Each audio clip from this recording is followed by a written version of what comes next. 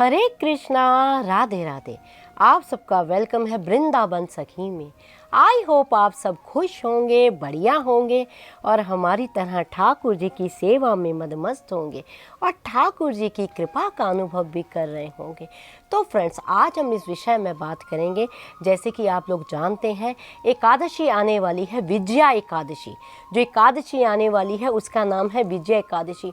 और उस एकादशी को लेके मन में बड़ा असमंजस सा फैला हुआ है। मुझे कई भक्तों ने लिखा कि दीदी एकादशी कब है, एकादशी पे क्या करें। तो आपको चिंता करने की ज़रूरत नहीं है। एकादशी के लिए असमंजस इस बात का है कि एकादशी 16 तारीख की है या 17 तारीख की, फरवरी में। तो देखिए, आज मैं आपका ये भी जो सलूशन मैं आपको बताऊंगी कि एकादशी किस तारीख को है और एकादशी पे हमें क्या करना है और विजया एकादशी का महत्व क्या है, हमें क्यों विजया एकादशी का व्रत करना चाहिए और इसको करने से हमें किस प्रकार क्या फल की प्राप्ति होती है। तो फ्रेंड्स देखिए, आप लोग जानते हैं कि जो एकादशी साल में 26 एकादशियाँ आती हैं, कभी कभी 24 आती, कभी कभी अधिक मास आता है तो 26 एकादशियाँ भी होती हैं। और जो एकादशी है हमारे नारायण प्रभु, हमारे विष्णु भगवान को अति प्रिय है, बहुत प्यारी है उनको एकादशी। और जो एकादशी का व्रत करता है उनको भी वो भी बड़ा ही प्यारा भक्त लगता है, उस पर उनका एक अलग ही स्नेह रहता है, उनकी कृपा उन पे बरसती है। तो देखिए, जो विजया एकादशी है, फागुन मास में कृष्ण पक्ष में जो विजया एकादशी आती है और ये बड़ी ही पावन एकादशी है, बहुत ही पवित्र एकादशी है। और इसको एकादशी का जो व्रत करता है वो हर तरफ से भवसागर से पार होता है। जिसका नाम ही विजया एकादशी है, आप यूँ जानिए, जिसका नाम ही विजया एकादशी है तो वो विजय प्राप्त करने वाली एकादशी है। जो एकादशी का व्रत करता है, ये विजया एकादशी का खास तौर पे जो व्रत करता है उसको अक्षमेध यज्ञों का फल प्राप्त होता है। उसे कहते हैं हजारों टन सोना दान करने का फल प्राप्त होता है। इतनी पावन है ये विजया एकादशी। और जो विजया एकादशी का व्रत करता है उसको मोक्ष की प्राप्ति होती है, उसको हर तरफ से विजय मिलती है, शत्रुओं का उसके नाश होता है। और जिस क्षेत्र में वो कदम रखता है उस क्षेत्र में उसकी विजय विजय विजय विजय ही होती है। इतनी पावन है विजया एकादशी। और यहाँ तक मैंने पढ़ा है, कथा में भी आता है, यूँ कह लो कि ये कथा टाइप ही मैं आपको जो बता रही हूँ, कथा इसकी ये है कि कहते हैं जब भगवान राम ने लंका पे चढ़ाई करनी थी, लंका पे चढ़ाई करने के लिए समुद्र में गए और समुद्र से रास्ता मांगा। आप लोग रामायण पढ़ने वाले होंगे तो आप सब लोग जानते होंगे कि भगवान राम ने समुद्र से रास्ता मांगा। और भगवान राम ने जब रास्ता मांगा तो समुद्र देव ने रास्ता नहीं दिया। तो भगवान राम सोचने लगे कि मैं किस प्रकार लंका पे चढ़ाई करूँगा, किस प्रकार होगा।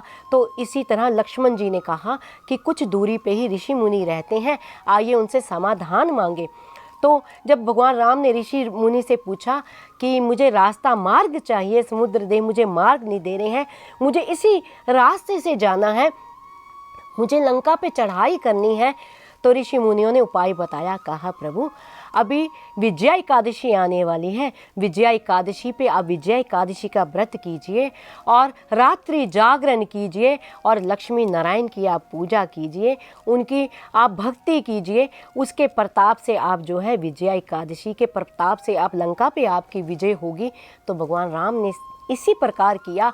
विजया एकादशी का कहते हैं वहीं समुद्र तट पे 3 दिन भगवान राम बैठे हैं। एक दिन उन्होंने विजया एकादशी का व्रत किया, पूरी रात्रि जागरण किया। इतने में समुद्र देव ने रास्ता दे दिया। पूरी वानर सेना जो है चली गई है लंका पे चढ़ाई की। और उस विजया एकादशी के प्रभाव से ही भगवान राम ने लंका पे चढ़ाई करके विजय प्राप्त की है, लंका ध्वस्त की है, माँ सीता को वापस लाए हैं। तो इतनी प्रतापी है विजया एकादशी। और यहाँ तक मैंने पुराणों में भी पढ़ा है, जो विजया एकादशी का जो जन्म ही भगवान के श्री अंग से, यानी जो हमारे ठाकुर हैं भगवान श्री नारायण हैं, उनके श्री अंग से हुआ है। इतनी पावन है विजया एकादशी।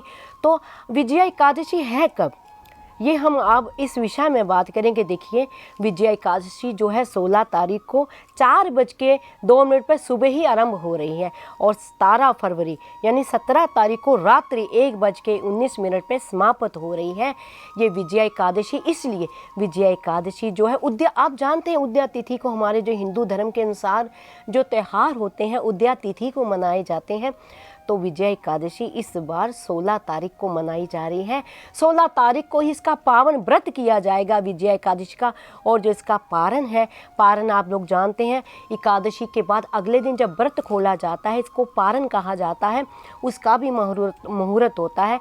तो 17 फरवरी को सुबह 6:31 से लेकर 10:17 पे इसका पारण होगा। तो उस दौरान आप इस व्रत को तोड़ सकते हैं। और विजय एकादशी पे हमें करना क्या है? करना कुछ ज़्यादा नहीं है, आपको पता, मैं बहुत सरल तरीके आपको बताती हूँ जिससे आपका पूजा पाठ भी हो जाए और आप सरलता से कर पाएँ, आपको ज़्यादा कठिनाइयाँ ना हो, ज़्यादा ताम झाम भी ना करना पड़े, क्योंकि हम लोग गृहस्थी हैं, हम ज़्यादा विधि विधान नहीं कर सकते हैं, शास्त्रों की अकॉर्डिंग नहीं कर सकते हैं। तो क्या करना है आपको? सुबह आपने मंगला उठना है। मंगला उठ के सर्वप्रथम आपने स्नान करना है। किसी भी 7 नदियों में से किसी भी नदी का जल अगर आपके पास हो, गंगा जल, यमुना जल, नर्मदा जल, कोई भी जल अगर आपके पास हो, तो उससे आपने अपने नहाने की बाल्टी में वो थोड़ा सा आपने डाल के आपने स्नान करना है। स्नान करने की विधि भी मैंने आपको पहले कई बार बताई है। तो स्नान करना है, उसके बाद अपने प्यारे प्रियतम ठाकुर जी को, देखिए आपके पास अगर लक्ष्मी नारायण की प्रतिमा है तो आप वो भी ले सकते हैं, अगर शालिग्राम जी हैं तो शालिग्राम जी भी ले सकते हैं, नहीं तो हमारे लाडले स्वामी तो सबके घर में विराजमान है, हमारे प्रियतम प्यारे गोपाल, तो गोपाल जी को भी आप बिठा सकते हैं। गोपाल जी को आपने स्नान कराना है, सुबह उठ के स्नान करा के बड़ा ही सुंदर श्रृंगार करना, अगर हो सके तो आप भी पीले वस्त्र धारण कीजिए, गोपाल जी को भी पीले वस्त्र धारण कराइए, अगर नहीं है तो कोई बात नहीं, साफ स्वच्छ वस्त्र धारण कीजिए। तो ठाकुर जी के आगे बैठ के आपने संकल्प लेना है, हे प्यारे, आपकी कृपा से, आपकी दया से आज ये बड़ा ही सुंदर पावन विजय एकादशी का दिन मेरे जीवन में आया है, तो मैं आपके आगे बैठ कर संकल्प लेता हूँ कि आप इस व्रत को पूरा कीजिए। तो आप व्रत कर सकते हैं। व्रत देखिए रखने का अपना तरीका है, कोई निर्जला रखता है, कोई फलाहार रखता है, तो आप निर्जला भी रख सकते हैं। मान लीजिए कोई स्वास्थ्य का अगर आपका इशू है तो आप फलाहार भी व्रत कर सकते हैं। तो फलाहार किस तरह करना है आपको पता ही है, फल खा सकते हैं, दूध पी सकते हैं, सिंघाड़े का आटा खा सकते हैं, कुट्टू का आटा खा सकते हैं, मेवे खा सकते हैं। तो इस प्रकार आपने व्रत करना है। और संध्या के समय फिर ठाकुर जी की आपने आरती करनी है। एकादशी का महात्म सुबह भी पढ़ सकते हैं, शाम भी आप पढ़ सकते हैं। ठाकुर जी को भोग अर्पित करने हैं आपने।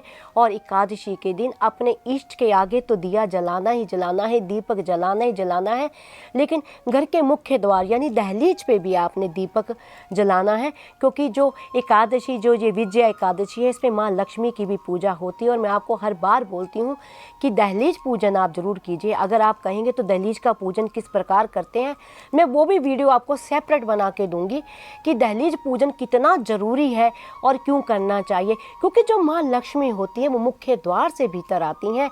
माँ लक्ष्मी जो होती हैं एकदम से प्रकट नहीं होती हैं, माँ लक्ष्मी मुख्य द्वार से भीतर आती हैं। और मुख्य द्वार जो होता है वो माँ लक्ष्मी के आगमन के लिए होता है। तो इसलिए सबसे पहले दहलीज पूजन कीजिए। दहलीज पूजन करके उस पर दीपक जलाइए, माँ लक्ष्मी का आवाहन कीजिए। तो जहाँ माँ लक्ष्मी आती हैं तो आप जानते हैं सुख समृद्धि साथ लेके आती हैं, वैभव लेके आती हैं। और जहाँ उसके प्यारे की पूजा होती है, जहाँ उसके प्यारे का नाम जपा जाता है, जहाँ उसके ठाकुर की सेवा होती है, वहाँ तो माँ विराजमान ही हो जाती हैं। तो इस प्रकार आपने जो है विजया एकादशी का व्रत करना है। विजया एकादशी, अगर मान लीजिए आप किसी तरह व्रत करने में सामर्थ्य नहीं है, मान लीजिए कोई हेल्थ इशू है, अगर आपको कोई मान लीजिए ऐसी मेडिसिन खाते हैं, आप ज़्यादा भूखा नहीं रह सकते हैं या व्रत रखने योग्य नहीं, तो भी कोई बात नहीं, आप इसका नियमों का पालन कर सकते हैं। जैसे मैंने बताया है, सुबह उठिए, स्नान कीजिए, ठाकुर जी की सेवा कीजिए, विष्णु सहस्त्र का नाम जप कर सकते हैं आप, भागवत पढ़ सकते हैं, रामायण पढ़ सकते हैं आप। हाँ, निषेध है तो चावल, अन्न और चावल इसमें निषेध होते हैं, वो नहीं खा सकते हैं। तो आप चलो आपका स्वास्थ्य खराब है तो आपने व्रत नहीं किया तो आप अन्न खा सकते हैं, लेकिन चावल आप ना खाइए उस दिन, चावल तो बिल्कुल निषेध है। रात्रि जितना हो सके आप जागरण कीजिए। मान लीजिए पूरी रात आप नहीं जा सकते हैं तो एक एक पहर आप जागरण कीजिए, ठाकुर जी का नाम जप कीजिए, ठाकुर जी का सिमरन कीजिए। अगर हो सके तो द्वादशी से ही, यानी द्वादशी नहीं दशमी से ही आप अन्न त्याग दीजिए, या अन्न नहीं त्याग सकते हैं, स्वास्थ्य इशू है तो कोई बात नहीं, द्वादशी मुंह से बार बार निकल जाता है, दशमी को ही आप चावल ना खाइए, क्योंकि चावल के कुछ कण जो है पेट में रह जाते हैं।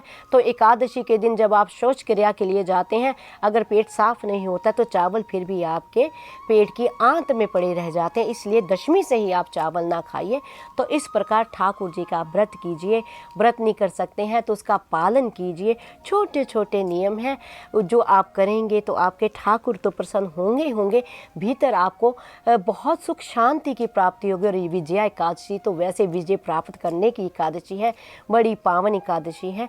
तो 16 फरवरी को जो है विजया एकादशी का व्रत किया जाएगा, पूजा अर्चन किया जाएगा। और पूजा किस प्रकार करनी है मैं उसका वीडियो भी आपको सेपरेट दूंगी कि एकादशी पे किस तरह ठाकुर जी की पूजा करनी है, किस तरह एकादशी की पूजा करनी है, किसी तरह आपने पारण करना है, ये सारा मैं आपको नेक्स्ट वीडियो में दूंगी। तो आई होप आपको पता लग गया होगा कि विजया एकादशी कब है और हमें किस प्रकार विजया एकादशी का व्रत करना है और किस प्रकार हमें विजया एकादशी के व्रत का पालन करना है।